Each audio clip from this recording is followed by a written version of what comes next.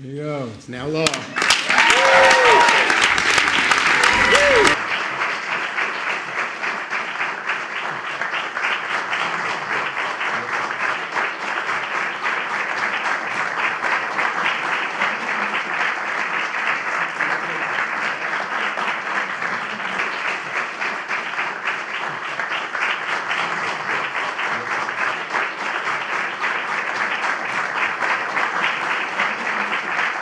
Thank you, Majority Leader Schumer. Chuck, you've been a good friend a long, long time. And Joe, I never had a doubt. Joe had an operation on his shoulder. I just want you to know it wasn't because of anything we did. He's in great shape. And our whip, Mr. Clyburn, you're amazing.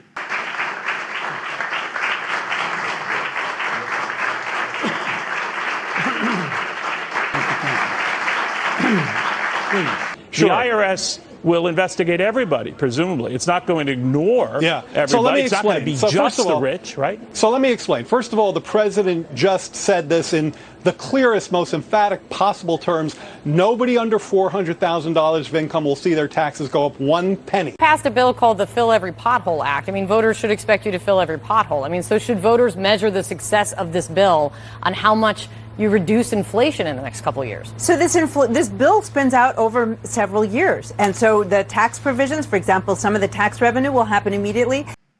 And I'm keeping my campaign commitment.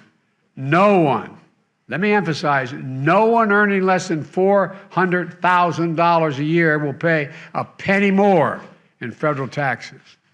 Folks, the American people won and the special interests lost. We're in a session of, for a while, people doubted whether any of that was going to happen. Honey, it's going to be okay. Everything's going to be okay. Everything's going to make it sure that the democracy delivers for your generation, because I think that's at stake.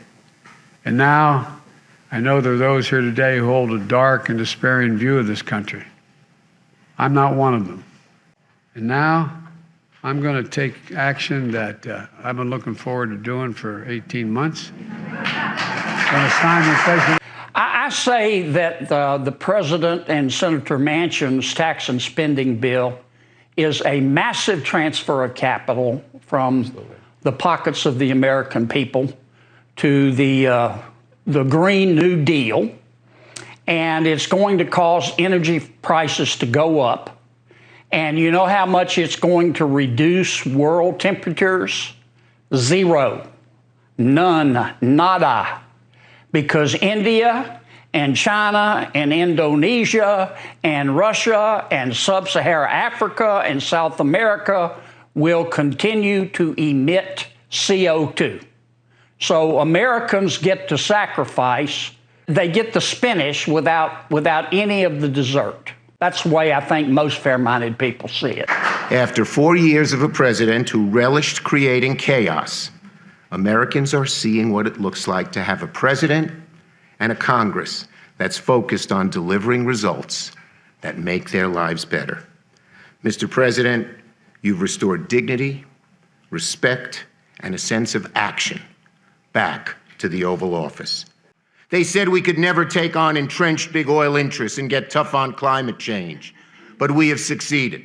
They said we'd never close tax loopholes for the wealthy and make the ultra-rich pay their fair share, but we've gotten all these things done in one single bill.